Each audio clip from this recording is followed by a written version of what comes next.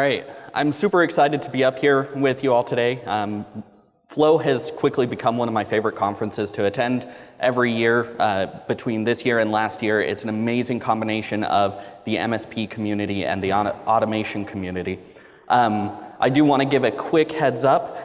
This presentation was originally prepared for a 45-minute slot, so I'm going to run through it fairly quickly. If you have any questions, feel free to come up and talk to me afterwards or find me on LinkedIn. I'm more than happy to answer any questions. So a little about me. My name's Chris Stringham. I work for Summit Technology. We're an MSP based out of Salt Lake City, Utah. I started in Tier 1 and worked my way up to an architect role with a focus on the Microsoft Power Platform and Microsoft Azure. And in that time, I found a passion for automation and crafting solutions that keep your data close to yourself. So real quick, we'll go over a couple of the items that we'll talk about today. These are all in the form of questions, and they're all questions I've asked myself throughout my own journey. First, what's going on? The current automation trends and challenges that MSPs are facing. Second, what am I doing? How your role evolves as you shift from using tools to building solutions. Am I doing this right? Common mistakes and smart practices when automating. Why does this matter? Why defining your process is the key to successful automation. And then finally, what's next for me? How to scale and maintain your automations without losing control. So, I like to think of myself as a bit of a lazy person, and Bill Gates once said, I will always choose a lazy person to do a difficult job because a lazy person will find an easy way to do it. That laziness that I have inside myself is what pushed me towards automation. I wanted to make easier ways for me to do things, not necessarily help others. That was just collateral. So let's go over the lazy man's guide to automation. First, we'll go over what's going on. In 2025, automation is not optional for MSPs. With RMMs, PSAs, and RPA platforms all have evolved to have these tools built into them to allow deep integration and triggering actions based off of any type of trigger. Then you also have the inclusion of AI. This leads to a concept of hyper-automation, and that may sound like a buzzword, but it is a real benefit to having AI deeply integrated into your automation. And then small teams nowadays are having to do more with less. As this technology evolves, your RMMs, PSAs, and RPA platforms, you are expected to get more done with fewer people. So, if automation is essential, what's going on in the MSPs? Where are the biggest impacts?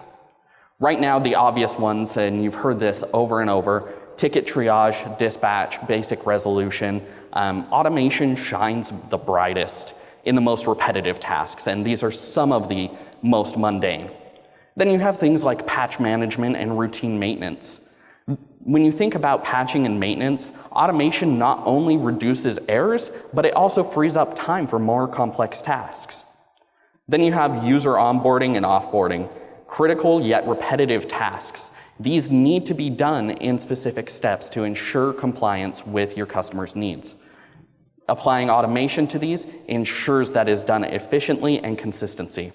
Then reporting, compliance checks, and billing process, all things that happen within your own organization, things that tend to get overlooked when you think about automation. Despite the clear benefits, some common myths still remain within MSPs and prevent them from fully adopting automation. Some of those are, we're too small to automate effectively. Automation requires dedicated engineers, and automation means our processes need to be flawless first. No MSP is too small at this point. With the advanced tools and the low-code and no-code options that you have available, anyone within your organization can take over these automation efforts.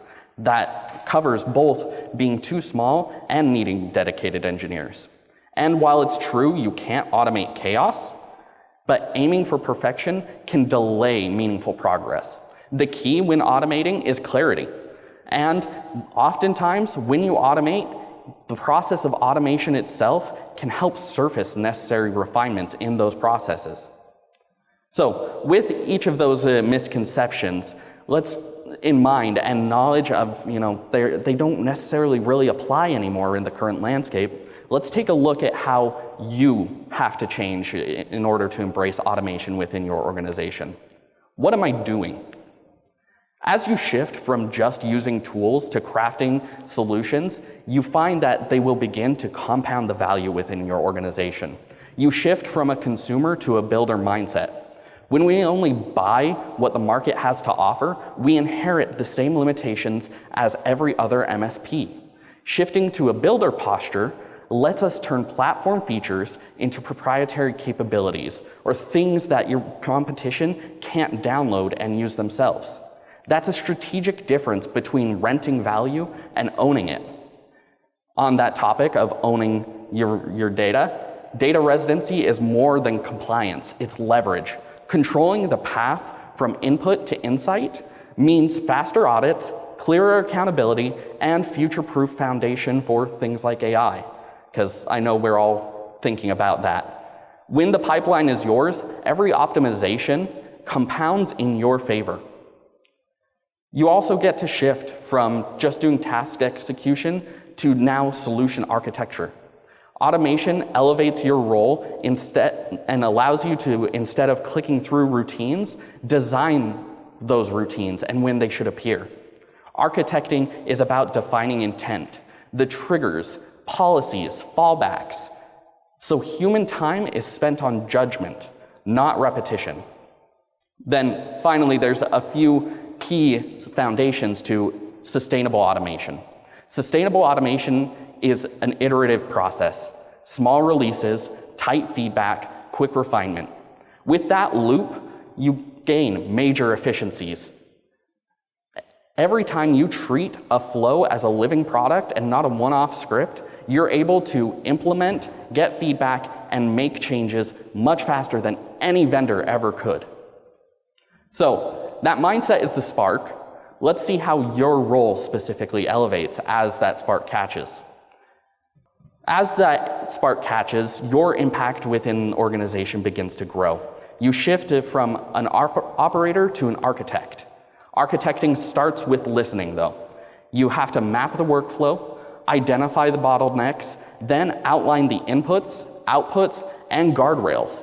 The automation, the code, the building of your flow, that's the last mile. Clarity of pain is the first.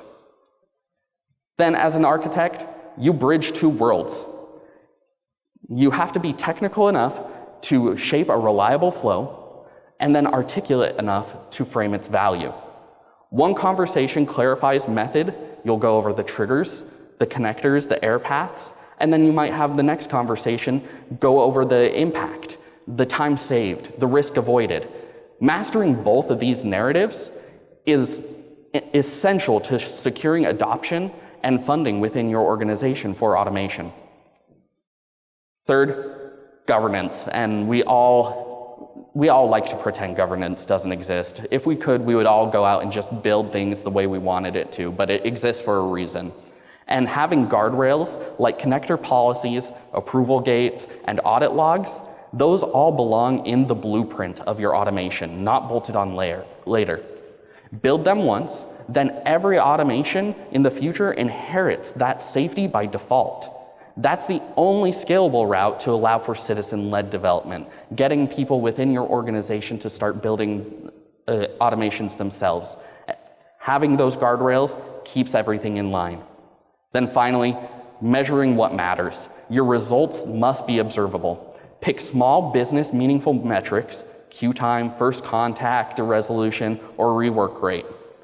If the number doesn't move down, refine the process, refine your automation. Measurement keeps us honest and focuses our future efforts where it really counts. So, great architects also have a responsibility of choosing the correct building blocks for their automation. So let's go over how you choose what you need. Before buying anything new or off the shelf, go through a quick process and catalog the APIs, the webhooks, the credits that already sit in your licenses that you have available. Most MSP stacks Include dormant integration points that deliver immediate value once switched on. Then, once you've gone through and looked at what you already have available, apply a simple 3-lens test. Control. Does owning the internals create strategic advantage? Cost. Is long-term expenditure lower if we build or buy? And then competence. Do we have or can we gain the skills to maintain what we are building? Weigh each lens and make intentional decisions based off of them. And honestly, this is a repetitive process as well. Revisit this anytime context changes, and it will lead to you making the best decisions for what objects you should be putting into your automations. Then, when you have the systems chosen, favor open payloads. Things like JSON, REST, GraphQL, and event sources that follow predictable schemas. Standardized procedures like these prevent migration pain and enable composability, letting you swap out tools without rewriting the entire logic for your flow. This is going to happen over and over with any automation that you build. It's basically inevitable, but that business changes. And so having these standard frameworks allows you to rebuild or to restructure your flow in a way that doesn't require full rewrites. Then finally, for citizen-led developers, provide templates, connector policies, and automated audits so that non-coders can create safely. Guardrails scale the creativity in your organization while protecting your data, your reputation, and your uptime. So once you've gone through this process and you have your blocks selected, how do you apply that builder mentality to these blocks? There are 4 key pillars to applying this mentality. First, event-driven triggers. Automations, there are very few cases where automation should not start at the point of an event. When business actually happens, a ticket opens, an email arrives, a sensor fires, event-driven design eliminates wasteful polling and keeps reactions consistent with SLAs. Next, build intelligent classification. After a trigger is fired, you need to decide what kind of work is happening. Whether you use simple rules for that, or even use some machine learning model to determine that. Classification converts that raw input from the trigger into intent. From there, you can define priority, category, and action. Good classification prevents downstream chaos. After that, you may have to begin looking at a hybrid orchestration of your flows and what is happening within your environment. Combining low-code flows for speed with targeted scripts for functions and depth allows visual builders to handle the happy path while code takes care of the privilege or edge case scenarios. This hybrid pattern balances rapid delivery with granular control. No compromise is required in the event of complex tasks that require privileged escalation or things that you may not be able to easily handle with a drag and drop editor. Then finally, treat every automation as a living product. You instrument it, you watch the metrics that matter, things like queue time, error rate, and user satisfaction. Then adjust.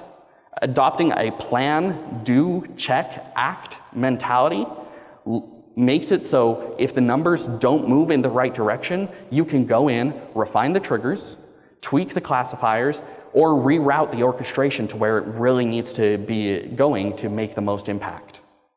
So with those 4 pillars in place, the next question you might have for yourself is, am I doing this right? So as you ask yourself, am I doing this right? The real question that you're asking is, what are the signs of healthy automation and what are the warning signs of trouble? There are some common anti-patterns that you can avoid.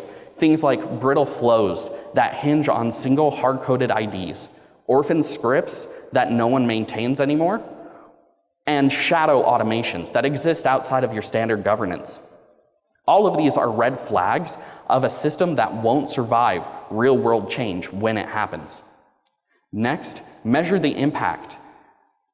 If the impact doesn't actually tie to your business it's not just, it's unusable at that point. That impact has to be tied to something real. Like I said before, queue times, first contact resolution, rework rates, not just the number of runs. If the chosen metric doesn't tie value to the automation, that automation just becomes a hobby. Next is iterating in safe increments. Releasing changes behind feature flags or allowing for a small queue or team to test your automations before releasing it to your whole organization leads to common things that you might miss that get looked over to be caught before your whole company has to deal with them. This leads to greater adoption from the company as a whole when it does get rolled out, and more faith from leadership that you are getting the job done. So, we all know what healthy automation looks like. Let's see some of the biggest traps. For me, as a builder, something I run into quite a bit is assuming that a process is obvious. If you can't diagram each decision gate on a whiteboard, you don't understand the process well enough to automate it. Clarity first, then build second. Next, again, this kind of goes along with assuming the process is obvious, skipping exception paths. Happy path only flows crumble the first time reality deviates from what you had expected. Always ask, what happens when this API is down, or the data that comes back is wrong or is missing? Then build a branch to handle that. Third, automating before standardizing. Lock down a process manually before embedding it into an automation. Otherwise, you cement chaos and call it efficiency. That process of taking something that isn't cemented into your own business already and then building automation on top of it just leads to more confusion, frustration from leadership, and a lack of adoption. Then finally, ignoring security context. Things like least privilege, data loss policies, and audit trails are essential. Bake them in as much as you can on day one. Retrofitting that security later is expensive and error-prone. So, these pitfalls all thankfully have ways to neutralize them. Things like event-driven triggers, reacting to genuine business events, tickets created, contracts signed, rather than pulling on a timer. It's leaner and respects SLAs for your customers. Then idempotent actions. Design every step so running it twice gives you the same result as the first time. Idempotency prevents duplicate charges, double tickets, and other nightmares in your automation journey. Third, centralized logging and alerting. Streaming logs into one store and one alerting surface allows you to see in one glance what is happening across your organization. If you have 3 different dashboards for this information, you will miss things. And finally, again, policy. Policy-backed connectors. Bind data loss prevention, authentication, and rate limits to the connection layer. Builders innovate inside safe boundaries automatically. So, with these patterns in mind, how do you know that they are actually working? That happens through a self-auditing process. So what does self-auditing look like? Well, you can do monthly run reviews. Once a month, sample a run, walk through each step, confirm the triggers, the payloads, and outputs all still align with the original intent. Do metric health scans. Check your outcome metrics. Did queue times and error rates go down? Did cost drift at all? A metric moving in the wrong way is a flag that there is a hidden issue within your automation. Next, do risk and dependency checks. Review external APIs and credentials policy changes. If a vendor sunsets a feature that you're using, you want to know before it happens. This makes it so you can account for the change before it affects the end user. Then finally, retire or refactor. This is something that I've seen a lot of builders struggle with. They build something they are super proud of, and then a few months down the line, it doesn't get used anymore because a process changed. Not every automation deserves to live forever. If usage drops or processes change, that's when you have to decide whether to adapt it or sunset it. Unused flows introduce latent risk within your organization.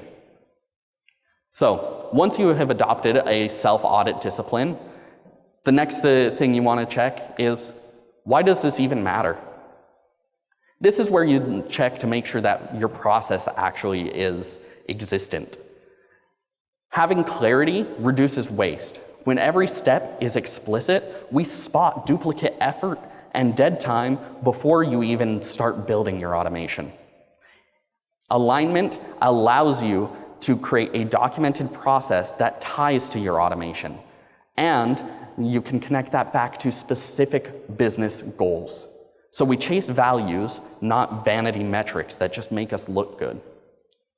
Chaos scales faster than value. This is something that I have found true time and time again. If you attempt to build on a process that isn't well defined, you are going to have the users coming back to you, complaining, and telling you that things aren't working the way they want it to. That chaos shows up so much faster than you will ever see value from your workflows. And then finally, stakeholder trust lives in process.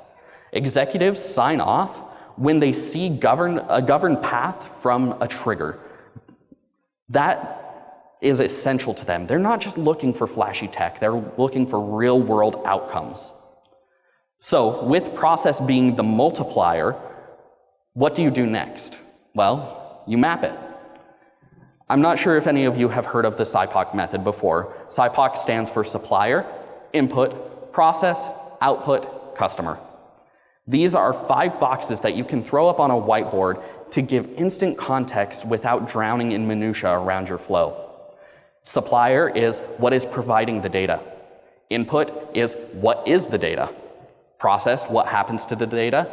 Output, what is given, or what does your flow release when it's done. And then customer is how they use the data that they've been given. Next, surface every decision gate. Go through your automation. Automations fail where decisions hide. Write down each yes/no branch. Figure out what happens at each of those decision points. Document your exception paths. After you've mapped out your yes/no branches, it doesn't end there. There's a hidden third option to yes/no questions. That's something went wrong.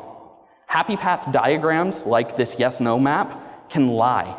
Call out what happens when data is missing or a service is down. Then identify your data contracts. Note which fields are mandatory, where they originate, and who owns them, who or what system owns them. Contracts like this prevent finger pointing later when something breaks, and something always breaks. So a good map is useful so long as it becomes a living reference. So how do you keep it alive? That's through process governance, everyone's favorite thing. With process governance, you can implement version-controlled SOPs.